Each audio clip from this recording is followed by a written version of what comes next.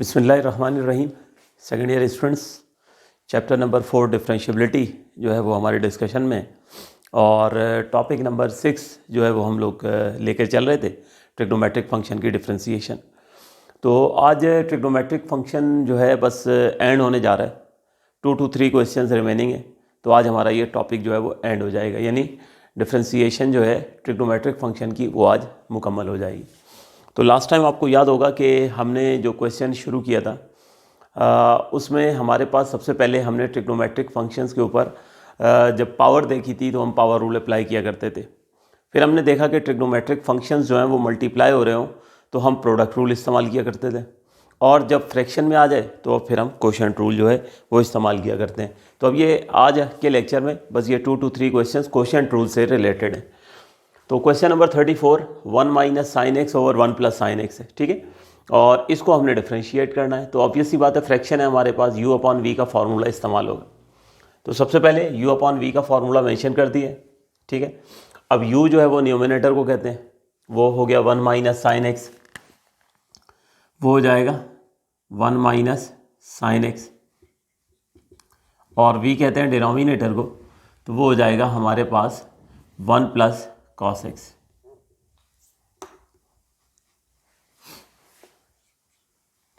One plus cos x.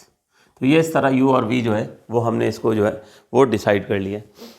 अब आपको पता है कि फॉर्मूले में पुट करने के लिए, क्वोशिएंट रूल में पुट करने के लिए आपको जो है वो डेरिवेटिव ऑफ u भी चाहिए होता है और डेरिवेटिव ऑफ v भी चाहिए होता है। तो u हमारे पास है 1 माइनस साइन एक्स, ठीक है। इसको डिफ्रेंशिएट करेंगे तो डेरिवेटिव ऑफ u मिल जाएगा, जिसकी वैल्यू यहाँ पुट की जाएगी, और v को 1 प्लस कॉस एक्स को डिफ्रेंशिएट करेंगे तो डेरिवेटिव ऑफ v मिल जाएगा, जिसकी वैल्यू यहाँ पुट करनी होगी, ठीक है। तो इंडिपेंडेंटली कर लें तो ज़्यादा बेहतर रहता है। हाँ, जब विद इन क्वेश्चन कभी क्वोशिएंट रूल हमें इस्तेमाल करना पड़ जाएगा, तो जैसे हमने प्रोडक्ट रूल जब विद इन क्वेश्चन इस्तेमाल किया था तो डायरेक्ट किया था, ठीक है ना। तो जब क्वोशिएंट रूल कभी डायरेक्ट इस्तेमाल करना पड़ेगा तो फिर हम उस वक्त बात करेंगे। अभी ये प्रेजेंटेशन ही आप लोग जो है वो फॉलो कीजिएगा। तो अब हमारे पास यहाँ पे u 1 माइनस साइन एक्स के बराबर है, both side operator of derivative जो है वो हमने लिख दी है। तो ये हो गया हमारे पास derivative of u with respect to x equals to, तो सबसे पहले क्या होगा, डेरिवेटिव ऑफ 1, फिर माइनस की साइन आएगी, और ये होगा derivative of sine x। In the next step derivative of u, देखिए 1 कांस्टेंट नंबर है, उसका तो डेरिवेटिव हो गया 0, माइनस की साइन आ गई, अब आ गया साइन x। तो ये देख सकते हैं आप, साइन x का डेरिवेटिव है हमारे पास cos x, तो साइन x का डेरिवेटिव हो गया cos x। अब इसमें हमारे पास चूँकि सिंपलेस्ट केस है, हमें पता है कि जब हम इसके एंगल को डिफ्रेंशिएट करेंगे तो 1 ही हो जाना है, तो इसलिए हम इग्नोर कर देते हैं, ठीक है। तो सिंपल केसेस में हम इग्नोर कर देंगे, लेकिन रूल बहरहाल आप लोग हमेशा दोहरा लिया करें ताकि कभी भी एंगल अदर देन एक्स हो, सिंपल केस ना हो, तो फिर आप आसानी से उसको जो है वो टैकल कर लें। तो ये हमारे पास आ गया डेरिवेटिव ऑफ u, जो कि बराबर है माइनस ऑफ कॉस एक्स के।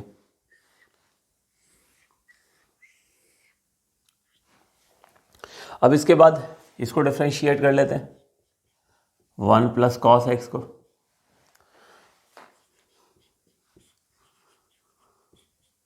तो डेरिवेटिव होगा 1 का और डेरिवेटिव होगा कॉस एक्स का। तो 1 का डेरिवेटिव हो गया 0 और कॉस का डेरिवेटिव हो गया माइनस साइन एक्स, ठीक है। यहाँ पर भी एंगल का डेरिवेटिव रिस्पेक्ट टू एक्स 1 हो जाना है, इसलिए हम इग्नोर कर रहे हैं। तो लीजिए हमारे पास फाइनली डेरिवेटिव ऑफ v आ गया माइनस ऑफ साइन एक्स। तो ये हमारे पास जो है u को भी हमने डिफ्रेंशिएट कर लिया है और हमने v को भी जो है वो डिफ्रेंशिएट कर लिया। u और v दोनों डिफ्रेंशिएट हो गए, बस अब ये हमने डाटा जो है वो फॉर्मूले में या क्वोशिएंट रूल में जो है वो पुट कर देना है। तो पुट कर देते हैं, तो देयरफॉर लेफ्ट हैंड साइड पर तो dy अपॉन dx लिख दीजिए। अब राइट हैंड साइड पर सारी सब्स्टिट्यूशन होगी। तो सबसे पहले v का स्क्वायर होगा, तो v की अपनी वैल्यू है 1 plus cos x, 1 plus cos x, और ये स्क्वायर आ गया, ठीक है। ये वाला स्क्वायर जो है ये आपके सामने। अब न्यूमिनेटर पे आ जाए तो सबसे पहले v की वैल्यू ही लिखनी है, तो v है हमारे पास 1 प्लस कॉस एक्स, फिर उसके बाद साथ आता है डेरिवेटिव ऑफ u। तो डेरिवेटिव ऑफ u ये देख लीजिए, ये बराबर है माइनस कॉस एक्स के, फिर माइनस की साइन आएगी, फिर उसके बाद हमारे पास आनी है u की वैल्यू, ये बराबर है 1 माइनस साइन एक्स के, और उसके बाद आना है derivative of v।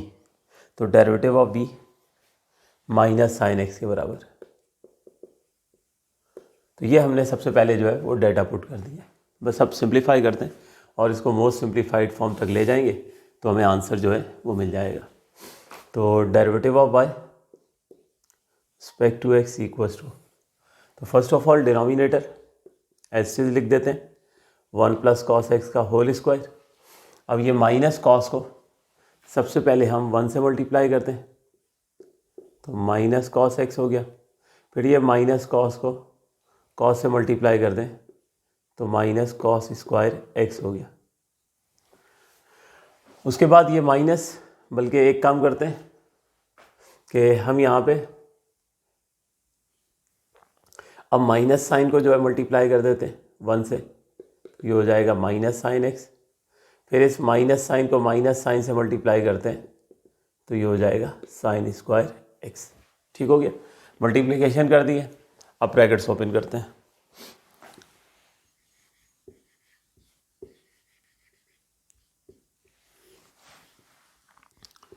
One plus cos x whole square, ये तो हो गया डिनोमिनेटर। अब न्यूमिनेटर में ये बनता है minus cos x minus cos square x, उसके बाद प्लस साइन एक्स, और उसके बाद माइनस साइन स्क्वायर एक्स। ठीक है, ये हमने ब्रैकेट्स ओपन कर दिए हैं। अब उसके बाद थोड़ा सा चीज़ों को अरेंज करना है, तो देख लीजिए ताकि आंसर बेहतर फॉर्म में आए और एक ट्रिग्नोमेट्रिक आइडेंटिटी भी इस्तेमाल होगी। देखो ये minus cos x plus sign x है, तो मैं पहले साइन एक्स और फिर मैं लिखने जा रहा हूँ माइनस कॉस एक्स। ठीक हो गया, तो ये आ गया sign x minus cos x, minus वाली टर्म बाद में लिख दिए बस।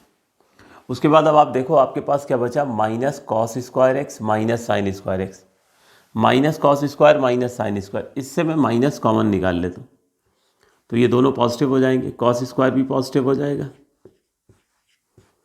और साइन स्क्वायर भी पॉजिटिव हो जाएगा।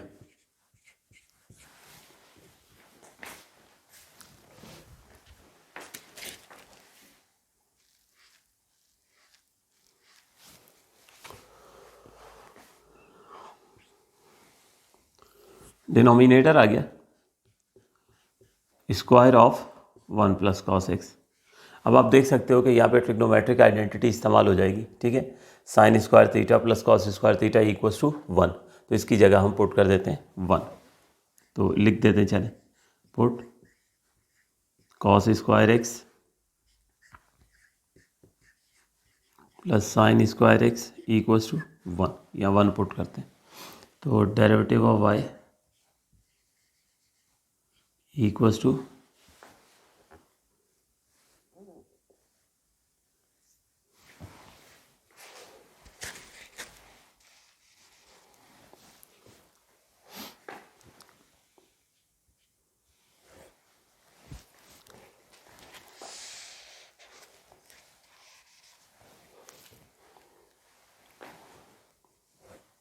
ये हो जाएगा साइन एक्स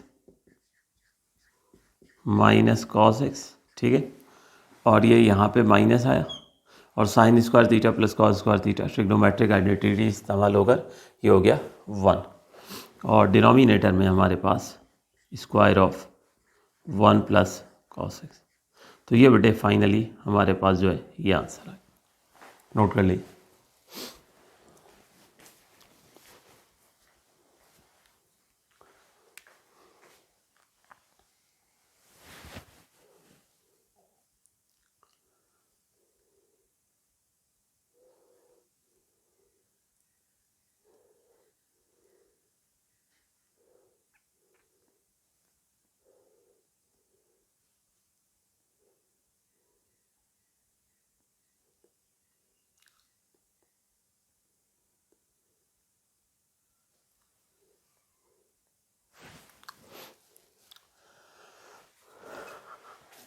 जी तो स्टूडेंट्स, होप सो आप लोग नोट कर चुके होंगे।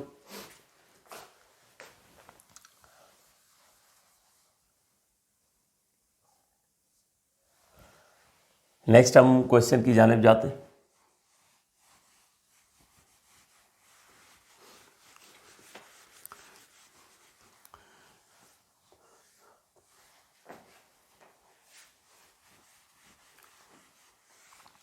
तो अगर आप लोगों ने शुरू में प्रोडक्ट रूल, क्वोशिएंट रूल अच्छे से अलजेब्रा में प्रैक्टिस कर लिया तो अब यहाँ पे आपको डिफ़िकल्टी नहीं होगी, क्योंकि इनिशियली बस ट्रिग्नोमेट्रिक फंक्शन के हमने रूल सीख लिए। ठीक है, तो जब कभी बस फंक्शन मल्टीप्लाई हो रहे हो तो प्रोडक्ट रूल इस्तेमाल करते हैं, और कभी ऐसा हो रहा हो कि वहाँ पर डिवीजन हो रही हो, फ्रैक्शन हो, तो फिर उस सूरत में हम क्वोशिएंट रूल जो है वो इस्तेमाल किया करते हैं। तो आप देख रहे हो कि बिल्कुल सेम प्रेजेंटेशन जो है वो फॉलो की है हमने। तो इस प्रेजेंटेशन में ये एडवांटेज होता है कि बाज़ दफ़ा ऐसा होता है कि यू जो है वो सिंपल होता है, एक आध स्टेप में डिफ्रेंशिएट हो गया। वी जो है वो हमारे पास थोड़ा सा लेंदी फंक्शन है, उसके इम्प्लीमेंटेशन में थोड़ा, उसको डिफ्रेंशिएशन में थोड़ा टाइम लगता है, तो इस वजह से ये इंडिविजुअल प्रेजेंटेशन में सहूलत हो जाती है। हाँ, कभी विद इन क्वेश्चन इस्तेमाल करना पड़ा तो वो फिर हमारी मजबूरी होगी, वो फिर हम जो है वो डायरेक्ट यू अपॉन वी का फार्मूला इस्तेमाल करेंगे, जिस तरह पिछले कुछ क्वेश्चन में हमने u इंटू वी का फार्मूला जो है वो डायरेक्ट अप्लाई किया था। तो क्वेश्चन सॉल्व करते हैं।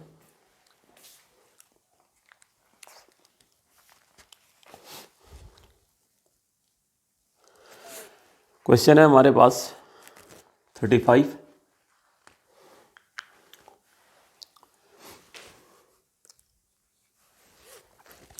और वो है y equals to sine 2x over cos square 3x। अब इसको हमने डिफ्रेंशिएट करना है। यकीनन फ्रैक्शन आपको नज़र आ रहा है, तो ये क्वोशिएंट रूल से इसको सॉल्व किया जाएगा। तो सबसे पहले तो क्वोशिएंट रूल लिख दिए, u अपॉन वी का फार्मूला। अब u कहते हैं न्यूमिनेटर को, जो साइन 2x के बराबर है, और v कहते हैं डिनोमिनेटर को, जो कॉस स्क्वायर 3x के बराबर है। तो अब u को भी डिफ्रेंशिएट कर लें ताकि du अपॉन dx मिल जाए, v को डिफ्रेंशिएट कर लें ताकि dv अपॉन dx मिल जाए। फिर ये डाटा हमने फार्मूले में पुट कर देना है। ठीक है, तो साइन 2x को हम डिफ्रेंशिएट करेंगे,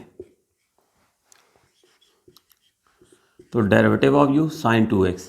तो देखिए साइन x का डेरिवेटिव जो है ये cos x होता है, तो साइन 2x का cos 2x हो जाएगा। ठीक हो गया, तो साइन 2x का डेरिवेटिव cos 2x। लेकिन ट्रिग्नोमेट्रिक फंक्शन की डिफ्रेंशिएशन कंप्लीट कब होती है? जब आप उसके एंगल को भी डिफ्रेंशिएट करते हो। इससे पहले एंगल सिंपल था, x था, हमें पता था उसका डेरिवेटिव 1 हो जाना है, तो हम इग्नोर कर दिया करते थे। तो अब यहाँ पे इग्नोर जाहिर सी बातें करेंगे तो ये गलत हो जाएगा।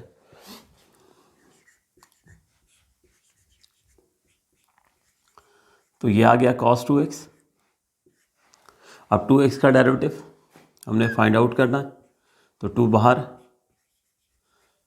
डेरिवेटिव होगा x का, तो derivative of u cos 2x as it is, ये 2 एज इट इज, x का डेरिवेटिव रिस्पेक्ट टू x 1 हो गया, तो ये 2 1 2 हो जाएगा। इस 2 को हम cos 2x से पहले लिख लेंगे, तो 2 टाइम्स ऑफ cos 2x। ये हमारे पास जो है ये डेरिवेटिव ऑफ u आ गया। ठीक हो गया। अब cos स्क्वायर 3x को डिफ्रेंशिएट करना है ताकि डेरिवेटिव ऑफ v जो है वो मिल जाए। फिर जस्ट फार्मूले में पुट करके हम जो उसको सॉल्व कर लेंगे। तो अब cos स्क्वायर को डिफ्रेंशिएट करना है। अच्छा, cos स्क्वायर 3x को डिफ्रेंशिएट करना है, इसका मतलब हमें जो डिफ्रेंशिएट करना है वो स्क्वायर ऑफ cos 3x करना है। ठीक है ना, cos स्क्वायर 3x का मतलब क्या है कि स्क्वायर हो रहा है किसका? cos 3x का। तो अब आप देख रहे हो कि cos के ऊपर फंक्शन है जो है उसके ऊपर पावर आपको नज़र आ रही है। तो जब भी किसी फंक्शन के ऊपर पावर नज़र आएगी तो डिफ्रेंशिएट करने के लिए हम पावर रूल इस्तेमाल करेंगे। ठीक है, तो पावर रूल इस्तेमाल करते हैं। तो अकॉर्डिंग टू पावर रूल सबसे पहले पावर, फिर 1 लेस इन पावर, और फिर डेरिवेटिव विदाउट पावर। ये हमने पावर रूल के स्टेप्स जो हैं ये अप्लाई कर दिए। सबसे पहले पावर लिख दी, फिर पावर थी 2, उसमें से 1 माइनस कर दिया, और फिर आखिरी स्टेज में अब हम cos 3x तक पहुंच गए हैं, उसको हमने डिफ्रेंशिएट करना। तो डेरिवेटिव ऑफ v हो जाएगा 2 टाइम्स ऑफ cos 3x। ठीक हो गया, क्योंकि 2 - 1 यानी पावर 1 हो गई, मेंशन करने की ज़रूरत नहीं है।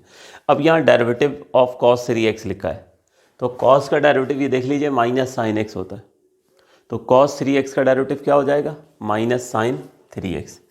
तो ये हो गया माइनस साइन 3x। अब चूंकि ये एक ट्रिग्नोमेट्रिक फंक्शन है तो एंगल को यकीनी तौर पे हमें डिफ्रेंशिएट करना होगा, तो यहाँ आ जाएगा derivative of 3x, derivative of 3x।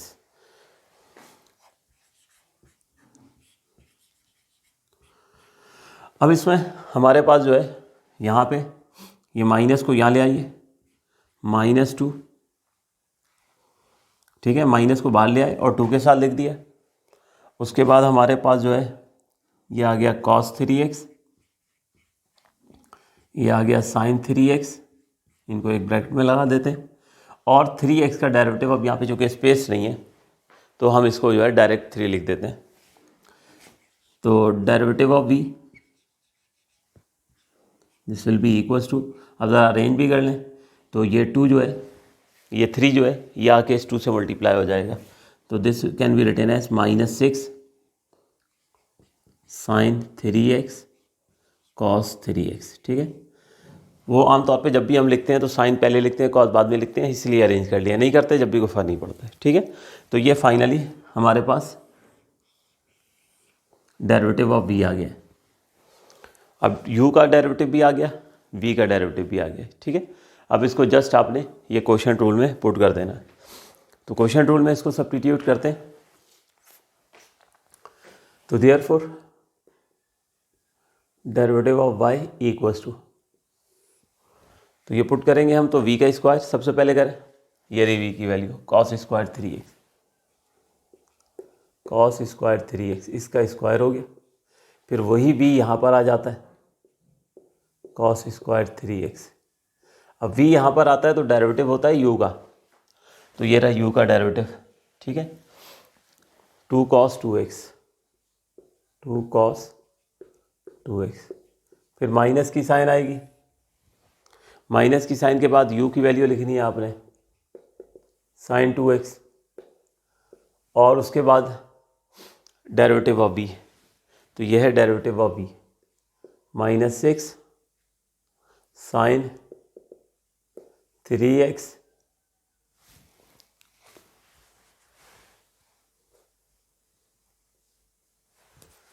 sin 3x cos 3x। ये इस तरह से ये डाटा जो है ये सब्स्टिट्यूट हो गया। बस अब इसके बाद तो जो है सिंप्लीफिकेशन करनी है, जिस हद तक हो जाए। तो डिनोमिनेटर में इसको आप लिख सकते हैं cos to the power 4 3x हो जाएगा।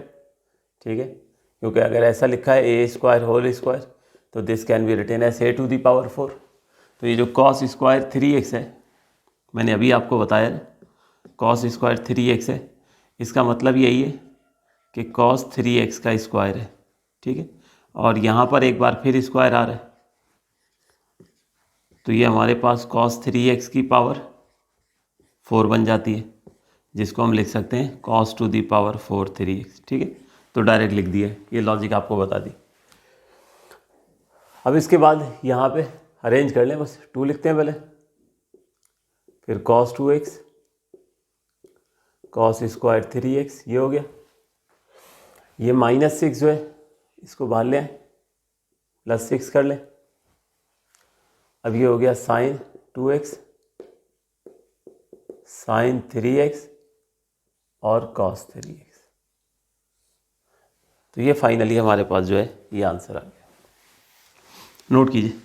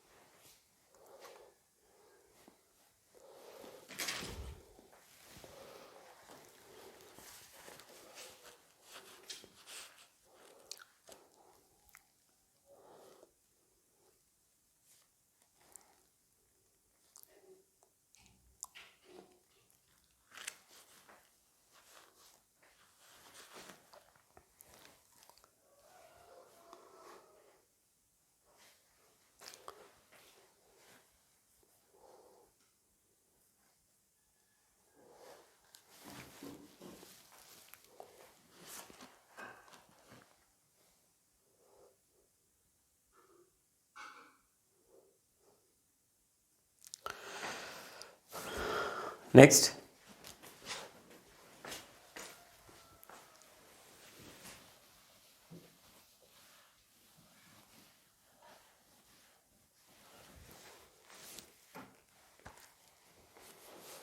नेक्स्ट है हमारे पास क्वेश्चन नंबर 36। क्वेश्चन नंबर 36 ये है y equals to 1 plus cos x over sine x, 1 plus cos x over sine x. देखिए हमारे पास यहाँ पे इस क्वेश्चन में 1 plus cos x over sine x है।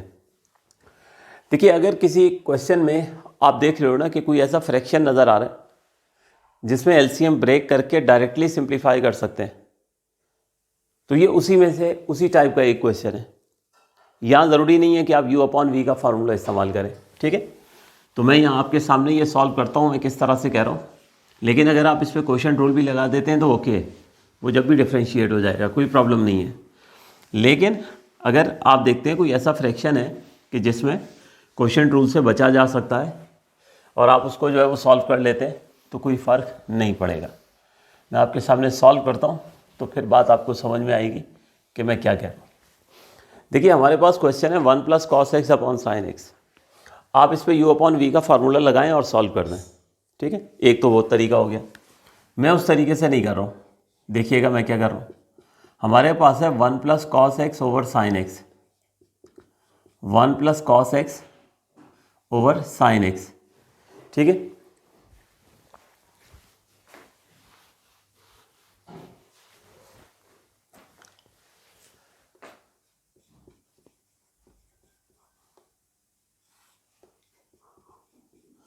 अब इसमें हम एलसीएम ब्रेक कर देते हैं। हम इसको लिख देते हैं 1 over sine x plus cos x over sine x. इससे पहले हमने जितने भी क्वेश्चन सॉल्व किए ना क्वेश्चन रूल के, वो सिंप्लीफाई नहीं हो सकते थे डायरेक्टली। यहाँ पे देखें डायरेक्टली एलसीएम हमने ब्रेक कर लिए। अब 1 ओवर साइन ये हो जाएगा कोसेक एक्स और कॉस ओवर साइन ये हो जाएगा कॉट एक्स। तो लीजिए फ्रैक्शन ख़त्म हो गया ना। तो इस तरीके से भी आप कर सकते हैं। अच्छा, आप अगर क्वोशिएंट रूल अप्लाई करते हैं तो आंसर फिजिकली जो है वो जाहिर सी बात है इसके आंसर से मुख्तलिफ आएगा, लेकिन होंगे दोनों सही। तो आप भले क्वोशिएंट रूल अप्लाई कर दें, लेकिन जानबूझकर ये क्वेश्चन में आखिर में बता रहा हूँ कि अगर इसमें कहीं भी ऐसा हो सकता है कि आप बाईपास कर सकते हैं क्वोशिएंट रूल के बगैर, पहले क्वेश्चन पे वर्किंग करके उसको ट्रिग्नोमेट्रिकली सिंप्लीफाई करके अगर आप उसको क्वेश्चन को सिंपल कर सकते हैं और फिर डिफ्रेंशिएट कर देते हैं तो कोई फ़र्क नहीं पड़ता, वो आंसर भी सही होगा। तो अब क्वेश्चन बन चुका है cosec x plus cot x. अब इसको हम डिफ्रेंशिएट कर देंगे रिस्पेक्ट टू एक्स। तो ऑपरेटर ऑफ डेरिवेटिव ये हमने बोथ साइड लिख देना है।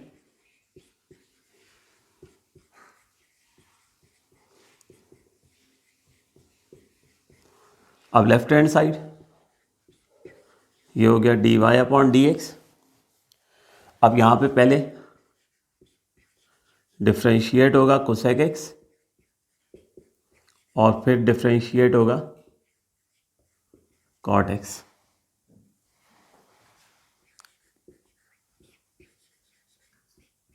तो अब सबसे पहले बात करते हैं कोसेक एक्स की।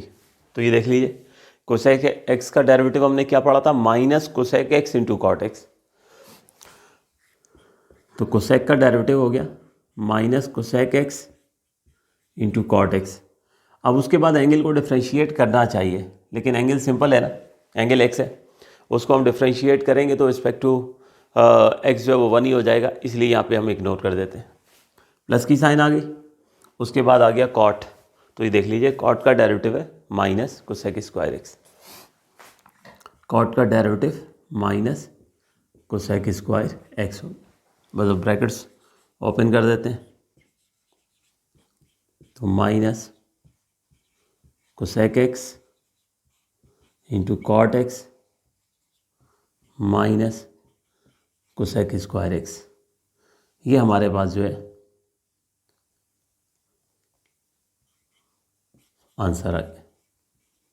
ठीक है, तो यहीं तक रखते हैं आज क्लास को, इसको आप लोग नोट कर लीजिएगा।